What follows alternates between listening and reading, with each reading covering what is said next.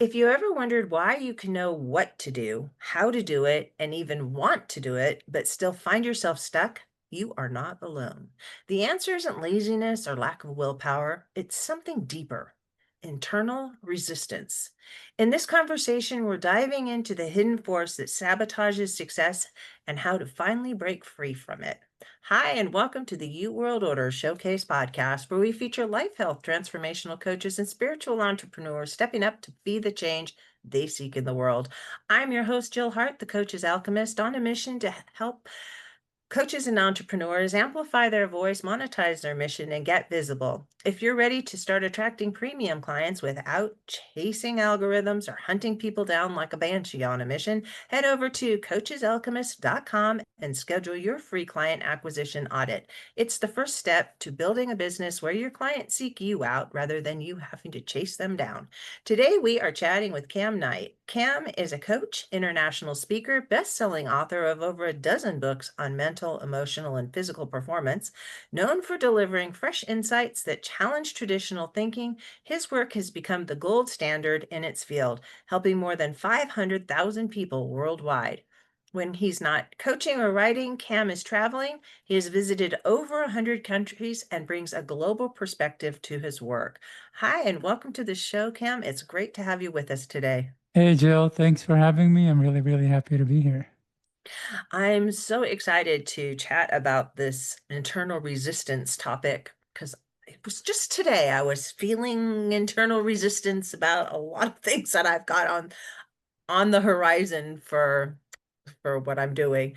So let me start us out with the first big question, which is what's the most significant thing in your opinion as individuals we can do to make an impact on how the world is going?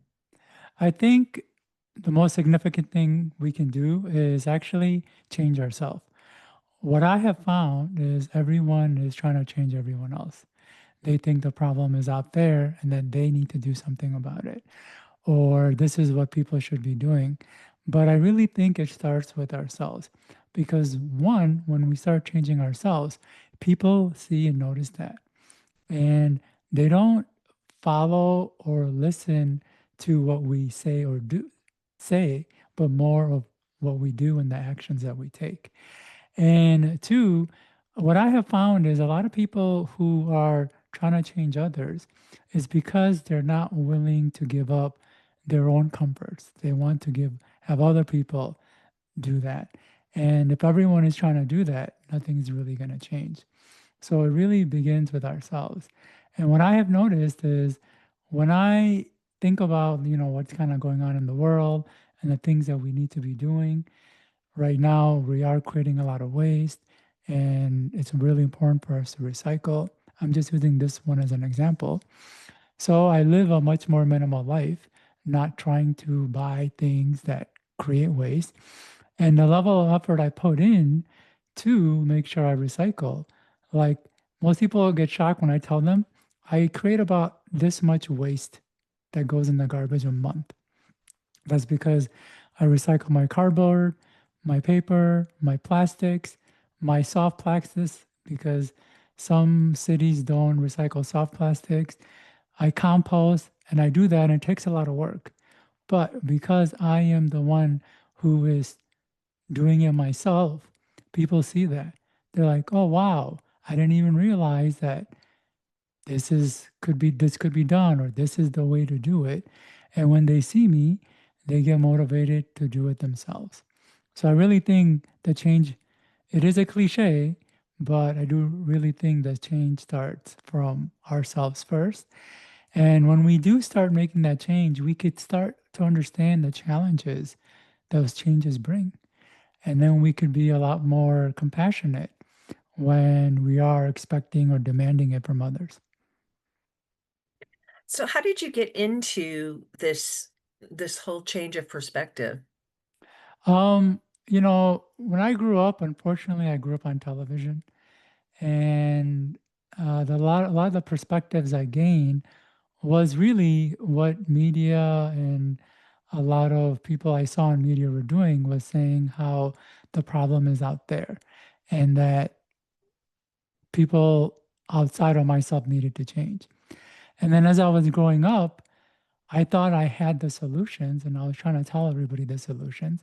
And what I realized was everybody thought they had the solutions and they're trying to communicate it or wanting to be heard. So we're just a society of people who are just trying to be heard, one, and two, trying to be right. And when we're all trying to be heard and right, nobody gets to be heard and right. And then this is where a lot of this dysfunctions is comes from about that we're experiencing right now. And a lot of this arguments, it's like everyone's just trying to be right. And what's really interesting that I found is that most people are just arguing about the same thing, meaning they all agree with each other, but they don't realize it because they're trying so hard to be right, or they're just arguing about definitions. So, yeah, It, if we could cultivate a a society of curious yeah, rather than definitive, I think yes, that would help, and not having to be right. yeah. You can be right and the other person can be right at the same time. And that's the crazy thing. Like, it is true. You can be right and I could be right at the same time. But the way we have been conditioned, it's either one or the other. And if it's one, then it can never be the other. Or we have to hate and resist the other with all of our energy and might. And unfortunately, that's kind of what's creating a lot of the challenges that I feel. So, yeah. And that's why I realized that if we're all trying to be heard and think we have the solution and we're trying to be right, then I realized something had to change. And so I started changing it myself. And instead of trying to tell people this is a way or I figured this out and things of that nature, I kind of show up a little bit more open minded. But I will say, if I am talking to someone who isn't even willing to kind of meet me, I will shut them out. Like it's not trying to have a one-way conversation. But I will initiate something more mutual. Yeah, and it allows for ideas to come up and be developed rather Yeah, than just like, well, no, you're wrong. yeah, Well, okay, I'm wrong, and I'll go be wrong somewhere else. I don't want to yeah. argue with you about it. I'm over the arguing with people stage of my life. I know, me too. If somebody wants to argue and I can sense that, it's like I said, I put that wall and I don't even go there because there's no winning. There's no Okay. trying to get to a mutual accord. It's just they want to be right, and then that's really it. So, yeah, it is kind of challenging. And what I have noticed is the more argumentative a person is, the more they're trying to be heard and the more they think they're right. You can almost correlate that to the amount of media that they watch. And so it's the more media that they're consuming. Do you find that it's often market driven, as in marketing driven? Like somebody's always trying to sell you something. Yeah, And media, we have been so bombarded with the idea that all content needs to have a call to action, yeah, usually with a price tag on the end. Um, and I don't personally believe the world needs to be that way, but I do recognize that, everybody does have to make a living because that's the way our society is set up for yeah, now. Um, I'm actually an anarchist at heart, where I yeah, believe we should just exchange stuff. I, yeah, and value people for the contributions that they're going to make, and allow people to be good at, one or two things, not have to be good at everything in life.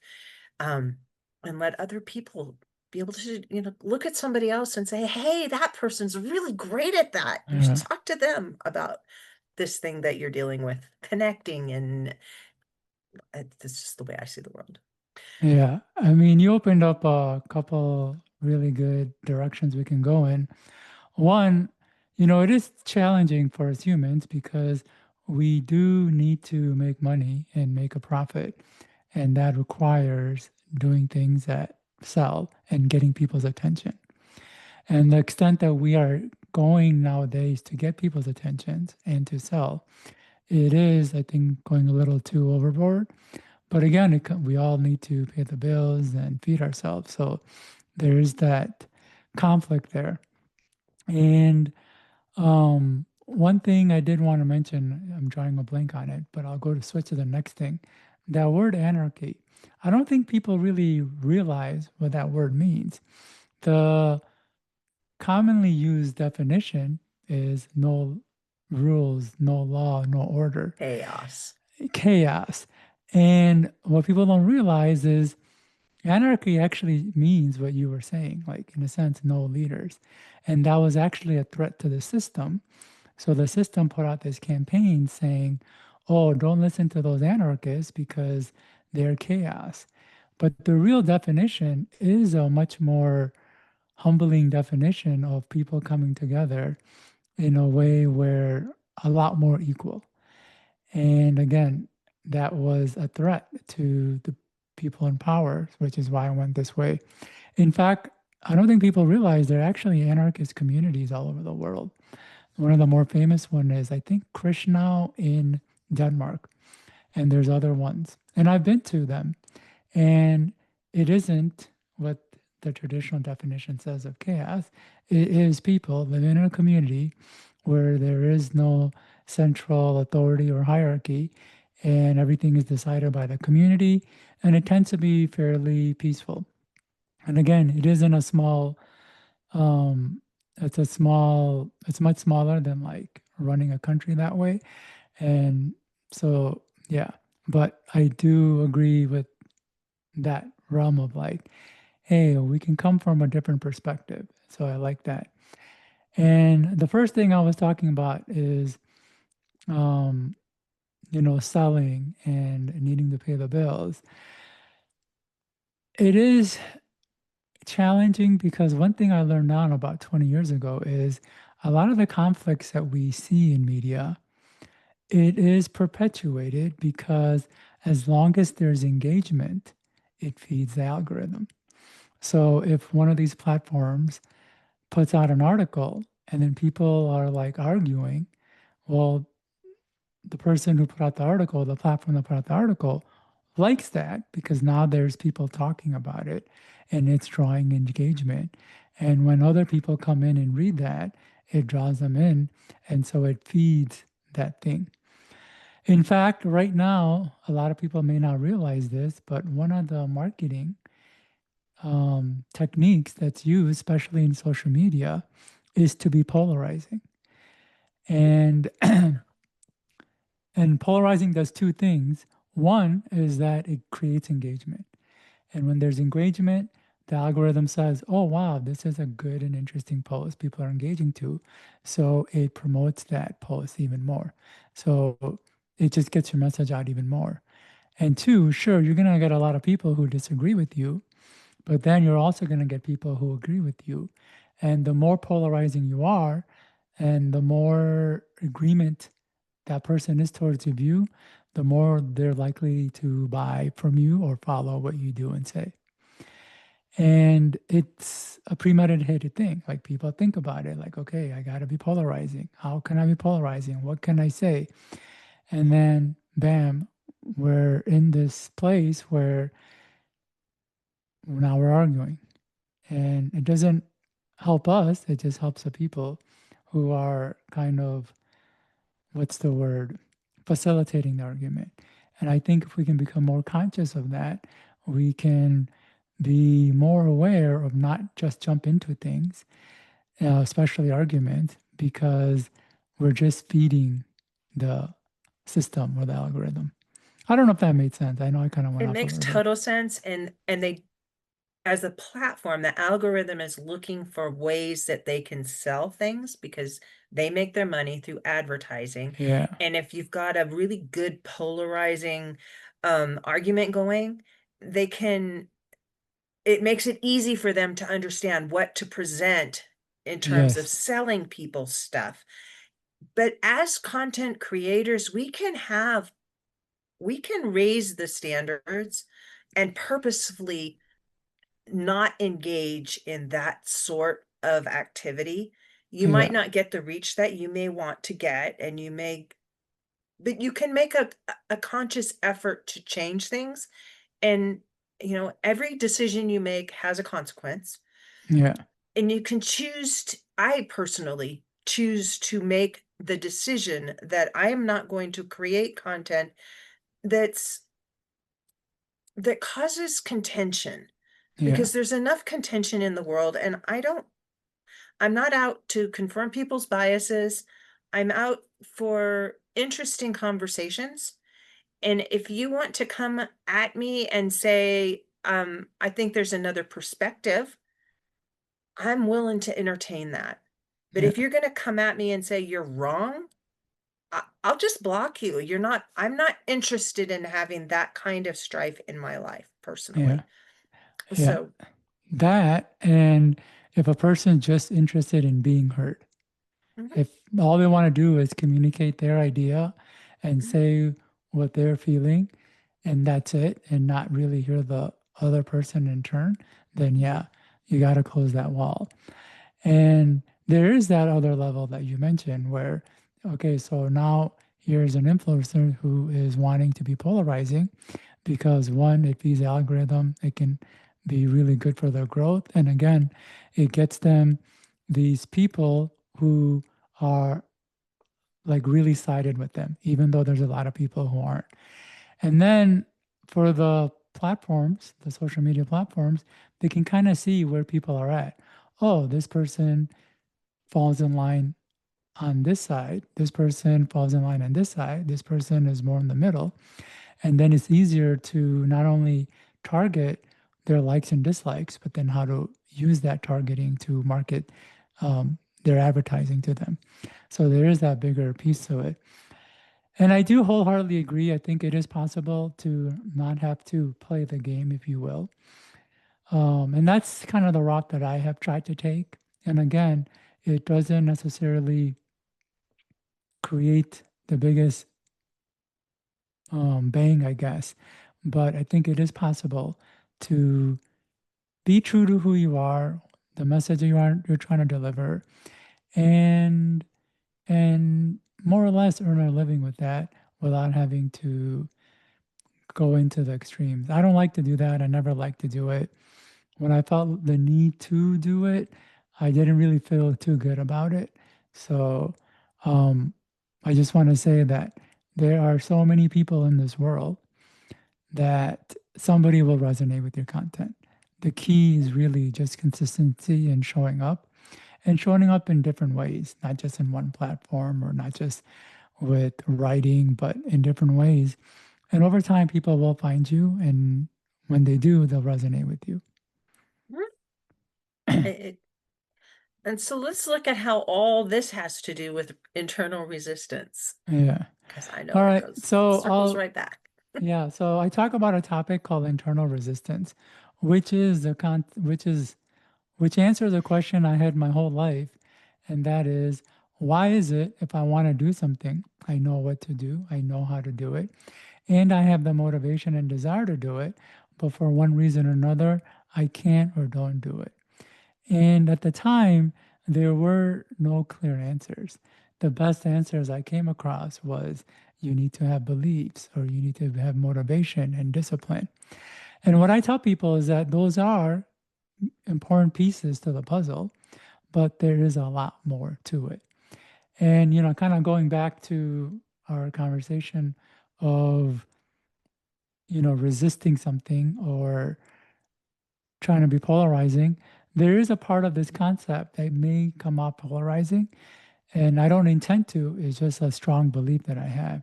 And one of that is that there is a lot of talk around motivation and inspiration. And in fact, that's what the algorithm feeds, essentially motivation and inspirational content. Because when we read something that's motivational, it floods our body with these positive feelings, and then we'll click like or we'll comment, and the algorithm thinks, oh, wow, this is good. And then it becomes this self perpetuating thing. But I personally believe motivation and discipline, motivation and inspiration is actually doing more harm than good. In fact, I'll go as far as to say is burning people out. That's because we can get all these positive feelings, like, yes, I can do it, I have unlimited potential, and things of that nature. But once those feelings wear off, we're still as stuck as we were before. And the reason we're still as stuck is because of this concept of internal resistance. And what I realize is that there's a part of our brain designed to hold us back. It sounds crazy, but there is a part of our mind that is actually built to keep us from growing and making progress. And I call this part resistance. And it's this invisible wall that we hit anytime that we want to do something, but we can't, no matter how much we want to do it. So we can have all this motivation, inspiration that's saying, oh, yes, we could do things and we should go out and do more and be our best self. But then we hit this other part called resistance. And resistance doesn't give us the green light. We can't act. And then this is where we kind of get caught into a lot of this burnout or overstimulation because when we can't act, what happens is we end up trying to make ourselves feel good. So then we go back to the motivational content and it gives us these huge dopamine hits like, oh, yeah, we can get through it now, or we just need to get through the next hurdle and things of that nature. And then we hit resistance again, and it's just kind of going back and forth. And again, I don't think it's very healthy. And uh, yeah, more or less. It sounds like a drug addict. And in a lot of ways, it is very similar because we have become dopamine addicts. Yeah, And an addict, by very definition, is that they have to keep getting more and more to get the same level of a high. And yeah, so we keep hitting that wall of it's not enough, it's not enough. And then we forget how to self-soothe yeah, and that we are enough because we start that whole comparison thing. And if we're not getting that dopamine hit, then there's something wrong with us. And they just get into the whole trauma cycle and you get stuck. And yeah, instead of finding resources and ways to like move through it without having to have that monkey on your shoulder, like, yeah. oh, you could just go over there and you can be all that. And this is a very important point that you're making because, in my experience, I found a lot of people who are in the personal development space, they think because their media consumption is personal development, that it's good. And I'm not saying it's not good, but there are challenges with it because if they're actually not taking action on the inspiration that they are giving or they're receiving, and if they're not taking consistent action or actually making progress, then their media, what then personal development more or less is just a dopamine hit for them. And it's no better than a person who receives dopamine hits other ways. And so, in a way, we can be addicted. And again, personal development, self growth, there's a lot of motivational and inspiring and forward thinking and big thinking thoughts that really, really release a lot of feel good chemicals. It could be just as addictive as anything else. I, I heard Dr. Lustig speak, Robert Lustig, big on hormones and he did a talk on sugar and what it does to your body. It was a college level conversation and about the biochemical reactions that sugar has on your body. But he also did a talk about the difference between dopamine and serotonin. And serotonin is the sustainable happy hormone. Yeah, It makes you feel good and you get it from giving instead of receiving primarily. Um, I like this just as um, it's more wonderful to give than to receive. Well, there's yeah, some truth to that statement because you get a serotonin hit when you give to someone else from your abundance, and we all have abundance, um, that you can't get when you're receiving. It just doesn't work that way. It's just like your brain does something different when you receive versus when you're giving. And Yeah. um, a lot of, I think, from my perspective, there are many motivational coaches out there. It sounds like what they're doing is delivering dopamine hits, and the majority of their content is designed to just give you a quick dopamine hit, but that Yeah. what they want to do is move you into the program that they offer that will deliver the serotonin hit for you, Yeah. that is that will make your life better because you will be living in a more sustainable long-term happiness mode. Yeah. Yeah. So there's a couple things that are going on here. I don't think it too much matters what we call the feeling or what the cause of the feeling is, whether it's dopamine or serotonin. I think we can both agree when we receive something, it feels good. Mhm, And when we give something, it feels good as well. mhm, And a lot of times we kind of get caught in thinking if we want to feel good, then we need to receive something. mhm, But a person can actually shift their mindset and think, oh, wow, just because I don't have something or I'm not getting something that I wanted doesn't mean that I can't feel good. There's still ways by giving. And, I used to donate a lot more of my time. I haven't done as much, though I do donate financially as well, because I think giving is part of the whole equation. In fact, I will say, one of my coaches that I'm working with, she says that at the end of the day, we're all just trying to feel good. We're trying to feel good or get more positive feelings. And a lot of times we get caught into thinking the positive feelings has to come from receiving. Like we have to receive attention, we have to receive affection, we have to receive intimacy, we have to receive these material things. And it is possible to not necessarily get those feelings from receiving, but from actually giving. And unfortunately, it kind of just goes back to media. I'm going to sound pretty harsh towards media. And hopefully, the algorithm doesn't pick up that I'm anti media and doesn't promote my content. But a lot of it does come from media. And the reason I say that is because when we are scrolling through or watching television or following these celebrities, what we see is people having more than us.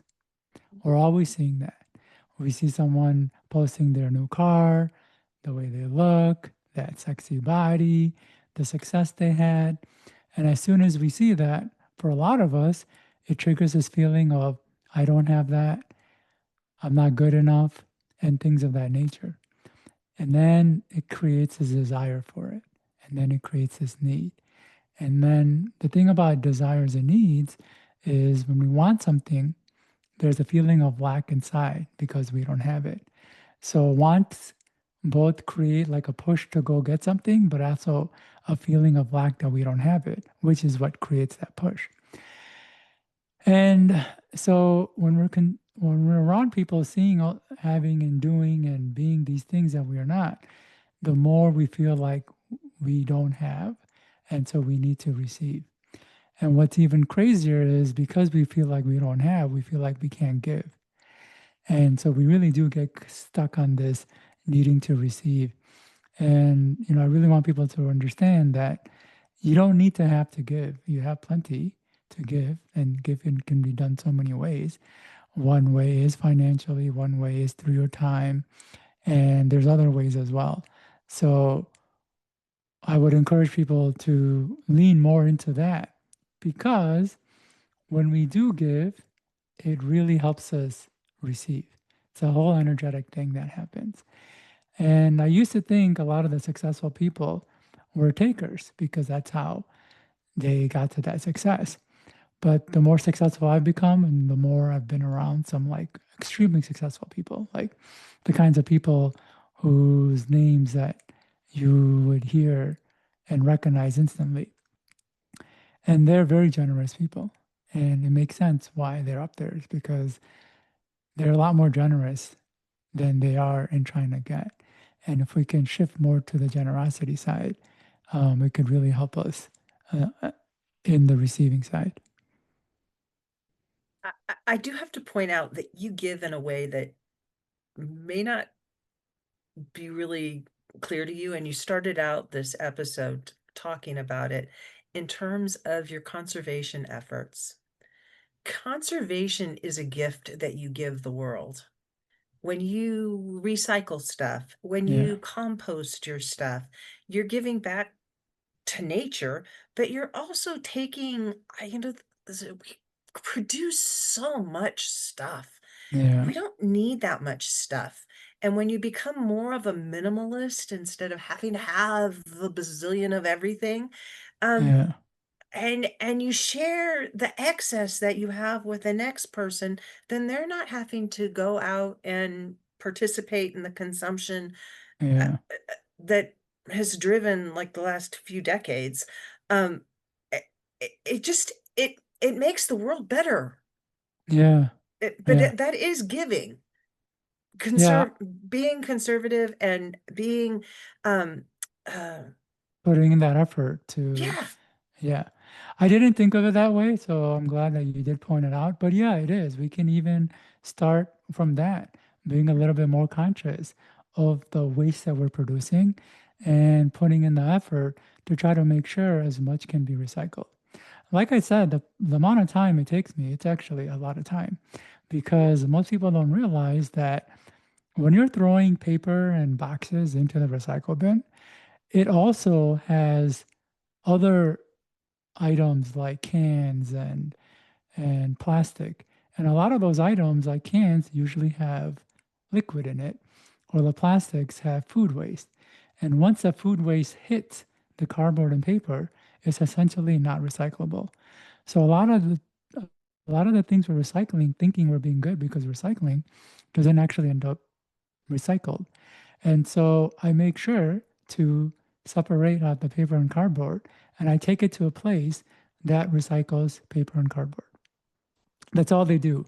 And so they're not getting um, things that get waste on it, so it can't be usable. And then there's two kinds of plastic. There's hard plastic and then there's soft plastic. Hard plastic is what kind of goes in a recycling bin. We think the soft plastic will be recycled, but soft plastic takes a whole different processing to be able to recycle it. And most recycling systems don't support that. And so I take all my soft plastics, like the plastic bags and the plastic mailers, and I drop them off at various grocery stores. They have bins specifically for soft plastic. So that's that. And then I have the compost. Any food waste you can't really recycle, but it can be composted and turned into nutrients in soil. And usually it's not at the same place that you would recycle paper or boxes or soft plastic. So I go to another area where I recycle that. So the level of time and effort I'm putting in, um, it, you know, it is giving. it's giving. Yeah. And It's so if a giving. person wants to start giving, start by doing that. It doesn't require any money from you or you needing to feel like you are this big person that people like and want to be around. All you have to do is start with that. And if a person can start with that, it really does turn in like I have a snowball effect, which builds on it. And then we start seeing more opportunities to give in ways that is easy for us and still beneficial to others. So giving doesn't necessarily mean it has to be just money and time. It can be in these efforts and in other ways as well. So, Kim, how do you coach people? Do you have like one-on-one group coaching? How does all of that look? So I have three main offers. So I used to be an Mhm, author of a dozen books in the area of mental performance. Those are all books of mine back there. mhm. And they can get that at kamknight.com. And then I have a course called Conquer Internal Resistance, which dives deep into the topic of resistance, which really didn't get a chance to go into too much, as we had a lot of other stuff to talk about. It more or less answers the question why it is we want to do something that we can't, no matter how much we want to do it. Mhm. And it goes really deep into what's creating the resistance and more or less how to overcome it. And they can get that at kamknight.com as well. And then now I am doing one on one work, though it's not your traditional one on one work where it's advice giving or coaching. I've developed a technique that helps people go into their unconscious mind and to release their blocks and resistance at the unconscious level. And this is actually pretty wild because I developed the method myself. And I help people guide them into their unconscious mind, and we do the work in their mind, which is kind of wild. And they can reach out to me at mentor@kamknight.com for that. That. And you also offer 5 ways to end procrastination and sabotage. Tell people Yep. a little bit about that. Yeah, so I've got a free gift for all the listeners. If they go to kamknight.com, they'll get a free gift. It's a primer on my course, and it'll teach you 5 ways to end procrastination and sabotage. And on the surface, it might seem like just some simple tips, but it really goes deep into the psychology of what's going on internally that creates procrastination and sabotage. And I think people would find that really valuable. Oh, that sounds so fascinating. Thank you so much for joining me today. This has been a great Okay. conversation. Yeah, this was great. We really went out into a lot of different areas, so I really enjoyed it. Me too. To learn more about Cam and to get the 5 ways to end procrastination and sabotage, please visit kamknight.com and we'll put that link in the show notes below. Thanks for tuning in today to the You World Order Showcase podcast. If you're ready to amplify your voice, monetize your mission, and start attracting premium clients, your next step is simple. Head to coachesalchemist.com and schedule your free client acquisition audit. Be sure to join us for our next episode as we share what others are doing to raise the global frequency. And remember, change begins with you. You have all the power to change the world. Start today and get visible.